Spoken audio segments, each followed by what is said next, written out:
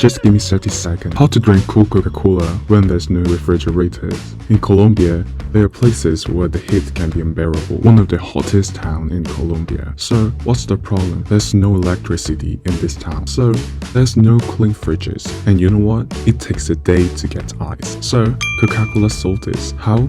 They made a fridge that doesn't need electricity. It's called the Coca-Cola Bio Cooler. Well, this man here says it's quite simple.